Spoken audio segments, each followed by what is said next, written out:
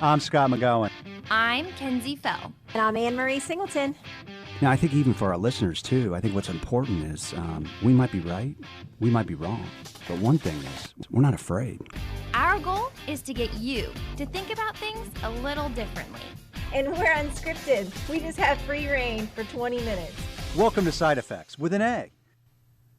I'm Scott McGohan, host of Side Effects. We've got our co-host today is my good friend Mike Suttman. How are you, Mike? I'm doing well. Good morning. Great. And we have an incredible guest today. Actually, we have a couple events inside McGohan Brabant, our Dayton office in Cincinnati. So welcome Jason Hellickson, CEO of Regenexx. Thank you. Glad to be here. Well, appreciate your time. I think for our listeners, obviously we're going to get into what we're going to talk about. This is orthobiologics and what does Regenexx do? But I think for our listeners, which is really important, is like where you came from. So you were the chief operating officer of Holmes Murphy. Correct, yes. For how many years? Well, I was at Holmes Murphy for 24 years. I started when I was a sophomore in college.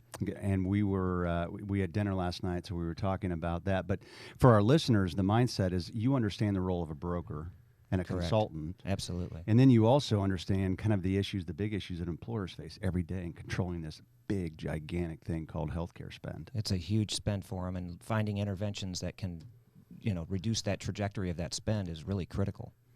And from a spend standpoint, the area that we're talking about today with Regenexx is orthopedics.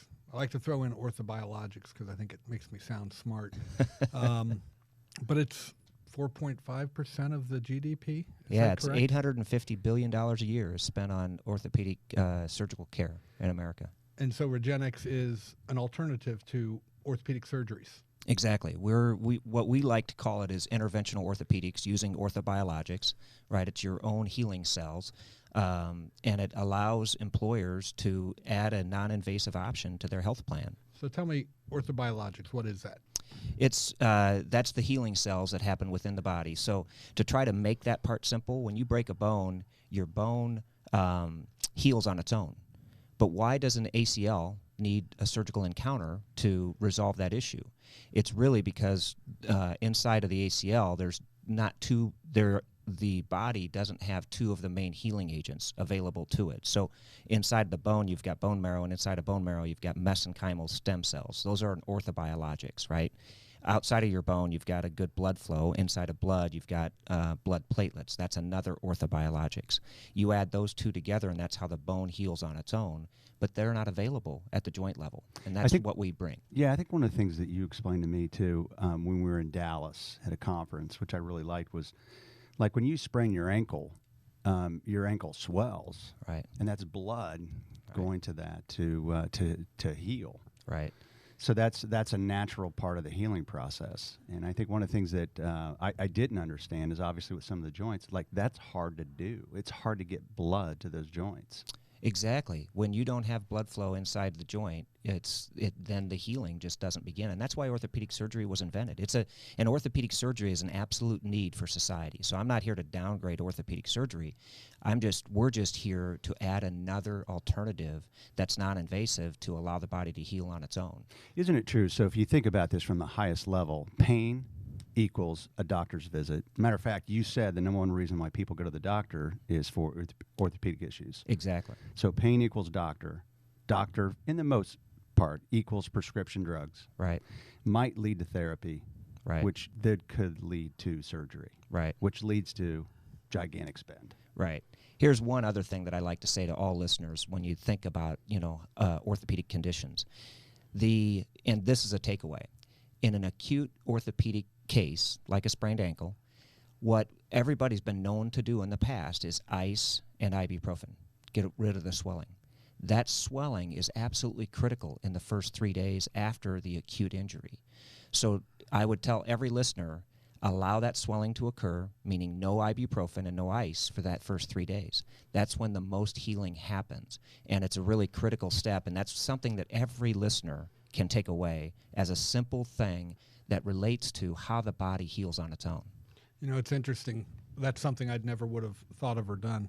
You mentioned that it's an alternative to orthopedic surgery. How often is orthopedic surgery appropriate versus Regenexx as an alternative, or orthobiologics as an alternative? Great question. And in every case, it's a little different, right? So every case is individualized. But by and large, when you look at it from a macro perspective, Regenexx can intervene on roughly 70% of all orthopedic surgeries. So when you look at that $850 billion number, we can intervene on 70% of that $850 billion number, and we're reducing the orthopedic spend for employers by up to 70%. So it's 70 of 70, and it's a dramatic impact to society. That's fantastic. Wouldn't you say also, and I think, in a lot of articles that we've read too, and I'm not picking on providers here, but for a lot of systems, their largest profit center is orthopedics. Right. So it could be back fusion, could be hips, could be knees. Right. I mean, it's a massive profit center for systems. Absolutely. And what we're trying to do is change the mindset and change the thinking. It's thinking of things differently. But we all know in society the commonality is to stick to what was the case. And so these kind of environments that you guys have created at McGohan Brabender are phenomenal. It's to look at things differently, look at them from a new perspective, and then see where that can take us. And that's really what I've endeavored to do at Regenexx. We've talked a little bit about the cost savings that might be available as using Regenexx as an alternative. Tell me about the effectiveness of the procedure versus the orthopedic surgery. Great question. And again, I'm going to preface this by every condition and every pathology is a little bit different, right? So I would take one step back and say you've got chronic conditions and acute conditions. When we can treat acute conditions like an ACL, we've done a randomized control trial on our ACL procedure, and it's been proven inside of that randomized control trial that we're healing that tissue, right? The same randomized control trial has been done on orthopedic surgery. Now, it varies across the United States, but it's been proven that compared to placebo, which is physical therapy, that it hasn't been effective. So we're actually healing that ACL. When you look at chronic conditions, it's a little bit more complicated because you've got, degeneration that's happening at the joint level. But we do have a randomized control trial on knee osteoarthritis, which is a major thing that happens in the United States. The alternative surgical encounter is knee replacement. And that randomized control trial has proven the effectiveness of our procedure. So it does vary, and no medical procedure can be a guarantee by and large, but the effectiveness when we can treat, right, and again, we can only treat on 70% of the cases that are out there. So we refer people on to surgery about 30% of the time. I think one of the things that was interesting too, because we were talking to actually a provider that performs Regenexx, so Beacon Orthopedics. Correct. Yes. And so from an employer standpoint or a payer standpoint, and I'm talking about an employee or an employer, self-funded employer. Right. One of the questions we ask them is, like, if a hip or a knee, let's just say, is $30,000, and you're willing to surrender revenue for Regenexx, and maybe let's just say it's $5,000 or $8,000. I know I was curious, why would you surrender that? I mean, I think everyone would say intuitively, I want more. And I think what their answer was profound and made sense to me. Is, hey, we're in the joint restorative business. Right. We don't want to cut. Now, 30% of the time, you tell us that cutting's necessary. Right. It is necessary. Right. And that's exactly right. So, Beacon is where we want all orthopedic providers to go to, right? And it's joint restoration, not replacement, and going through all means prior to, right? So that's a great example of where we want the pathway to go, and we're hoping other orthopedic providers across the country will follow that same pathway. Now, that being said, I would also tell you that about 40% of folks that encounter an orthopedic surgical review, right? So they go to the doctor and they say they need orthopedic surgery. 40% of them put that surgery off because they're scared of that surgery. They don't want the pain. They don't want to be associated with it. Those types of folks are also great folks that we can treat in a non-invasive option to help them alleviate the pain that they're, experiencing because they're putting off surgery. Go a little bit deeper into that process. They go to the doctor. How do they find out about Regenexx or an alternative to the surgery? And then once that's proposed, what does that mean? Yeah, so we work with every employer that signs on with Regenexx and brings the Regenexx procedure to their self-funded health plan to make sure that those employees actually utilize the service. Because it's one thing for the employer to decide, right, based on some of the things that we've talked about. It's another thing to make sure that the employee's engaged in that. So we've got a very thorough engagement model that we've built, what I call the Regenexx implementation and utilization model. And what we've seen is one simple thing that we've added to that model is a Regenexx benefits card. Scott and I were talking about it this morning. I've been amazed at the utilization of that, right? And that just has made the employee aware that this is an option of care. And we have to stay in front of them because it's episodical, right? Meaning when the episode occurs, they go back to what has been the care pathway in the past. And so they need to know that this is an intervention at that episode. So we've got multiple strategies to make sure that they're informed and can make an informed decision. And I think for our listeners, too, I think what's important to understand is it's almost like step therapy for prescription drugs.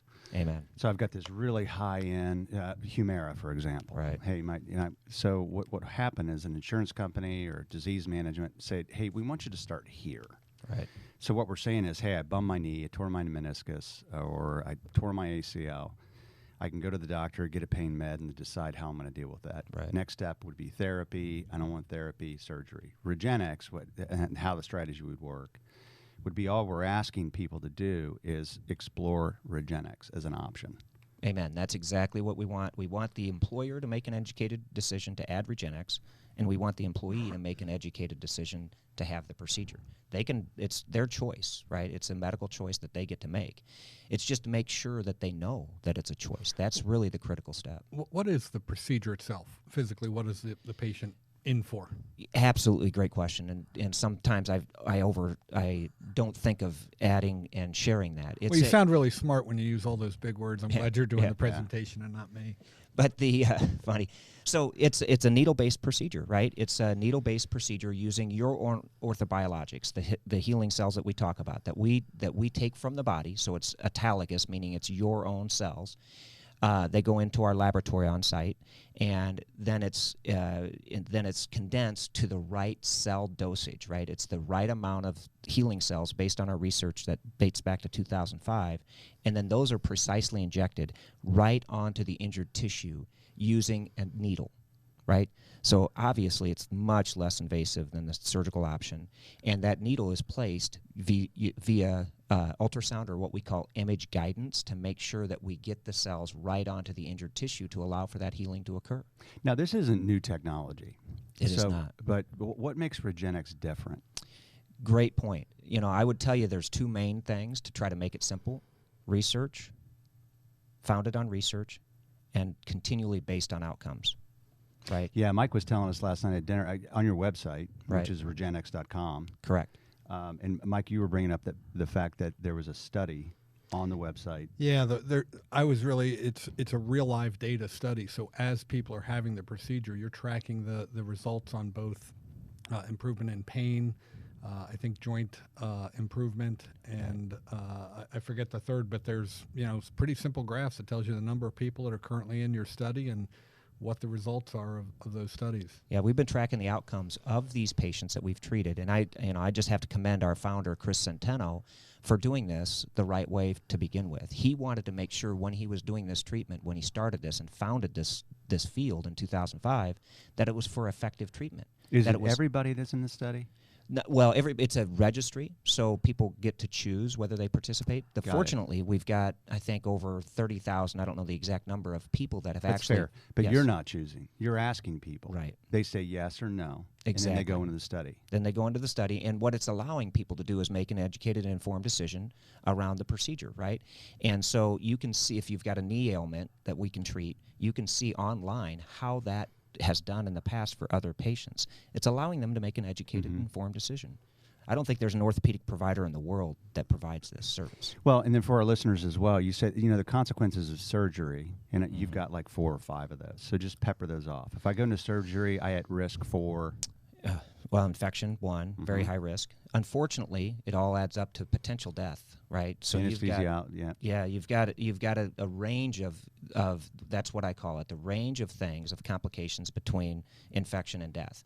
And, fortunately, that's very limited, but it still needs to be part of the decision-making process that you take. So we talked earlier, you mentioned earlier about how this is such a great alternative for a self-funded employer, primarily focusing on the costs. Right. Do you see more fully insured carriers covering this, or if they are they slow to the uptake, or are they doing it? Well, yeah, we actually have a few, third-party administrators that have proposed or bringing this solution to their employer groups, right? So Maritain's a good example of a larger TPA that's bringing the Regenexx service to their employers for them to decide to add it. So I can tell you that, not the fully funded plans, they're not changing their medical policy presently to add Regenexx, because this field that we're in is a interesting field, right? What I call the broad-based orthopedic or stem cell therapy field is very interesting. It's not all great, right? And I will say that from the very beginning. So we try to distinguish Regenexx from that field, and over time that's going to prevail. But it's going to take time for this field to unfold properly for society. And you also do business with, obviously UMR. So Correct. United Medical Resources. Yep. Owned by United Healthcare as well as United Healthcare. And, there's other carriers or TPAs that believe in this model. So Right. one of the things for our listeners, if I was going to have this service, we're talking to Beacon Orthopedics right now. So that's an outpatient service. So I would go to Beacon. Right. Fair? Yep. Exactly. You would go to one of our providers around the country. We've got over 60 providers around the country, and we're growing very fast. We've got 20 that are contracted that are going through the education piece. So what's that? Another 30% growth in the next year, and that should continue.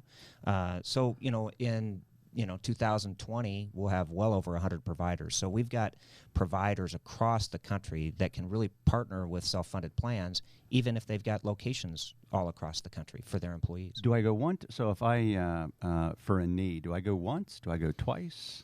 Great question. The procedure that we talked about, that the needle-based procedure, generally it's a one-time occurrence, right? So generally it's a one-time occurrence. If we're treating, the degeneration issue that we're talking about, it can be multiple procedures over a period of time to make sure that we're changing that what we call that environment, that cell environment within that knee to a healing environment versus a degeneration environment. We didn't get a chance to talk about your personal story and how you got involved in Regenexx, but you've had the procedure, right? Yeah, the only way I got involved with Regenexx is I was trying to avoid a spinal fusion and a shoulder rotator labral tear. Unfortunately, in 2008, I had shoulder surgery for the same pathology, rotator cuff tear and labral tear. And honestly, it was a good outcome, but it took me a year to recover, and I do triathlons. And I had the same issue on my left shoulder, and I didn't want to go through that recovery period. And that was the only option provided to me, and I just sought other options. And when I found Regenexx, which I did a great deal of research on, so I was the consumer at the time, and I was very impressed with their website and the outcomes database that we have, I chose to go to Regenexx. Ultimately had a phenomenal outcome. I was swimming at 6 weeks, guys, and my lower back had never felt better in 20 to 25 years because I was avoiding a spinal fusion. What was so you had rotator cuff surgery the first time. You had surgery. What in 2008. But what was that recovery period like? Very difficult. I mean, that's why I didn't want to do it again. The first 6 weeks were brutal, right? I was sleeping sitting up, which meant I didn't sleep. And the pain associated with the physical rehabilitation was dramatic because they injure tissue to repair the tissue. It's just the natural aspect of orthopedic surgery. So you've got that recovery of the injury of that tissue plus the recovery of the tissue that they treated. And so it just takes a long time in that surgical environment.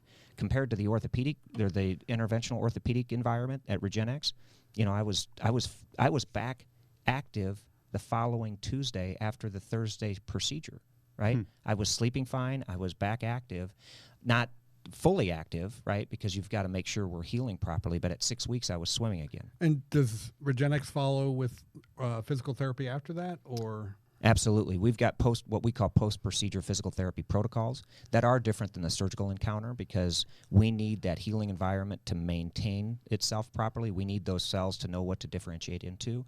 So in every case, we send that employee out with a post-procedure protocol. Well, I'll tell you, I want to thank you, for coming in and bringing the idea. We've been digging into this for a couple months now, and we're adding it to the McGohan Brabender self-funded health plan. Yeah, thank you. And I've heard a number of people that are lining up that want to be first through because, like you go through any organization that has a couple hundred people, and invariably you've got 6 or 8 that are dealing with pain and just trying to avoid the surgery. Right. And I think what we're saying, too, is an option because there is a percentage of people where this just is not going to work. You Exactly. need a joint replacement. Exactly. Or you need surgery. Exactly. So we've got a candidacy process that we take people through, right? And we'll be able to inform them whether they're a good candidate for our procedure or not. If they're not, we refer them on to surgery. It's a great intervention to the orthopedic care continuum that's out there presently. Are there risks? You mentioned the risk of associated with orthopedic surgery. What are the risks associated with orthobiologics, and how often do they occur, and what's the worst case scenario there? Yeah, great question. So Regenexx did the world's largest safety study in what we do, right? And less than 1% of the procedures that were within that study had any ill effect. Those were all a local infection, all treated successfully with an oral antibiotic. So it does make sense. The risk that we're presenting with a needle-based procedure is really no different than a blood draw risk. So when you compare the risks of the two, that's how I would compare it to make it simple. And if you have a fear of needles, you just got to get over it. Yeah, true, because everything that we do is with local anesthetic, so you're not put under, right? So you do need to, you can look away, right? But Sure. You are awake during the procedure. You don't feel it because you're under local anesthetic, but you do need to be aware that it's a needle-based procedure. If it's really bad, they just show you the needle, you pass out, and you're good to go, right? Right. Exactly. Well, I can't thank you enough for, Juan, coming into Dayton and talking to our customers about this. And, starting off, we talked about the fact that this consumes well over almost 5% of the GDP. Mm-hmm. It's 15 to 25% of the spend. And I think for our listeners as well, what's really important, it's roughly 80% of your workers' comp spend. Exactly. It's a really big deal. Your organization proposes that it could serve as a solution for 70% of the population. You have 6 million members. Right. You have case studies on 17,000 people. Right. So you've done this more than one time. Right. And the fact that it is proposed that you can reduce spend by as much as 53%. Yes, depending upon the joint, we're reducing spend up to 70% in total. And in some joints, it's 50% of what the spend is. Some it's more. Spinal fusions, we're saving generally people a great deal more. So it is just a great option. I also want to just commend McGohan Brabender for leading, right? You guys are leaders, you're thought leaders, you're looking at this differently, and that's a critical part to, what I think is a responsibility that you have is to bring these kind of innovative ideas to self-funded employers to allow them to make a thoughtful decision. So you guys have done a lot of work to bring us here, and we're thankful that you've done that. Jason, I appreciate that. Before we wrap, just give me a rundown of the typical procedures that Regenexx is a great option for. Are there some that it's not an option in a specific procedure? Great point. We treat every joint in the body, right? So from the head down to the toes for everything from ligament tears, tendon tears, cartilage tears, degeneration of each of the joints, so shoulder rotator cuff, shoulder labral tear, hip labral tear, joint replacement for shoulder, hip, and knee, ACL, MCL, PCL sprains and tears, TFCC tears, carpal tunnel is a major treatment that we do. So really everything from the head down to the toes. Anytime you're contemplating or feeling an orthopedic pain, and you don't want to have surgery, this generally can be an option for you. Well, hey, Mike, thanks for being here today. Bet. Jason, we're going to be with you all day. Thank you very much. I think you can also go to McGohanBrabender.com. We'll also have some information out there about Regenexx. You sent us kind of the playbook, which kind of like unpacks it from the highest level. Right. Also, if you have any questions, you can email me at scott@healthierbirthdays.com. And can't thank you enough. Thanks for being in our city. We love this place. You'll be in our Cincinnati office as well. And have an amazing day. Thank you. Thank you.